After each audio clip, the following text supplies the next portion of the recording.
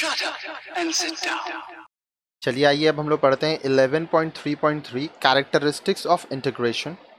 Integration is a complex social process in comparison to acculturation and assimilation.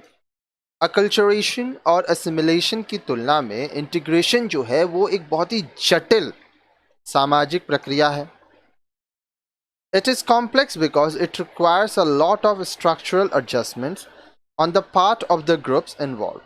अब ये जटिल इसलिए है क्योंकि इसमें बहुत सारी बदलाव करनी पड़ती हैं, एडजस्टमेंट्स करनी पड़ती हैं, क्योंकि इसमें बहुत सारे ग्रुप्स जो हैं उनके अकॉर्डिंग सबको सेटिस्फाइड रखने का उद्देश्य होता है. ठीक है. The communities of groups change in terms of some of the institutions, whereas they retain the traditional features and practices in case of other institutions.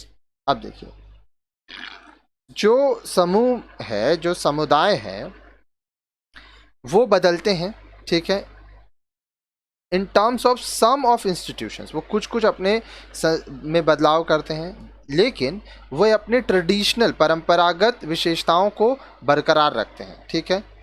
साथ ही साथ दूसरे जो इंस्टीट्यूशंस है उनके केस में भी वो चीज़ों को प्रैक्टिस करते हैं. Integration refers to the process of uniting और linking cultural parts with the whole और मेन स्ट्रीम कल्चर.